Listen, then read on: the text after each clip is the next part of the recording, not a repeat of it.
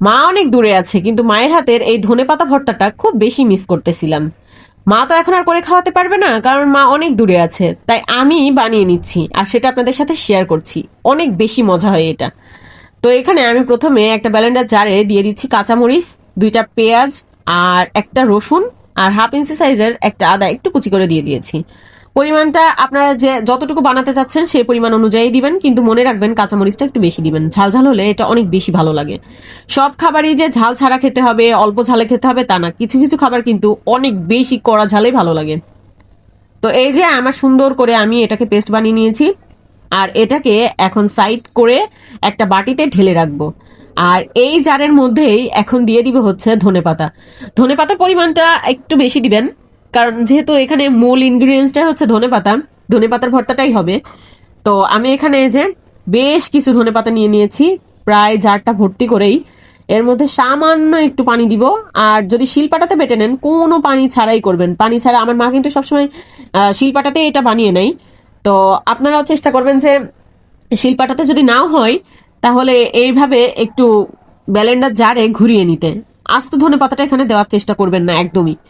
তো এই যে একদম মিহি একটা পেস্ট আমি করে নিয়েছি। তো তারপরে এখন চলে যাচ্ছি চুলাতে, আর একটা প্যানে দিয়ে দিয়েছি হচ্ছে সয়াবিন তেল। আপনারা চাইলে কিন্তু এখানে সরিষার তেলটাও দিতে পারেন, মা সরিষার তেল দিয়েই করে।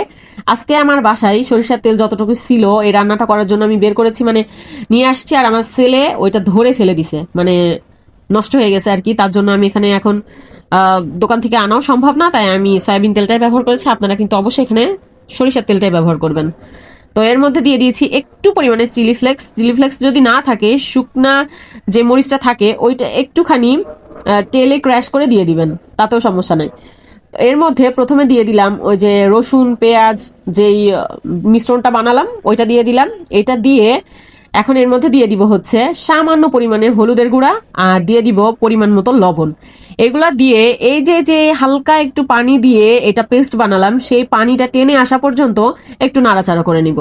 যখনই দেখবেন যে পানিটা এর মধ্যে একটু শুকনা শুকনা হয়ে এসেছে, সেই মুহূর্তেই ওই যে যে ধনেপাতা যে পেস্টটা বানিয়ে নিলাম, ধনেপাতার পেস্টটা এর মধ্যে দিয়ে দিব।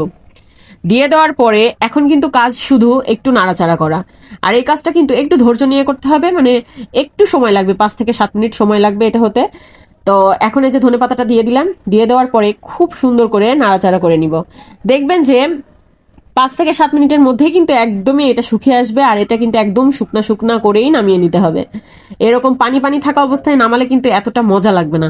যখন দেখবেন যে একদম পানিটা পুরাটাই শুকিয়ে গেছে, একেবারেই মানে প্যানের সাথে লেগে লেগে আসছে বা কড়াইয়ের সাথে লেগে লেগে আসছে, সেই পর্যায়ে কিন্তু নামিয়ে নিবেন। এই যে আমার কাঙ্ক্ষিত খাবারটা রেডি। এখন আমি এটা দিয়ে মজা করে ভাত খাবো। আপনারা সবাই ভালো থাকবেন, আমার পাশে থাকবেন। আল্লাহ হাফেজ।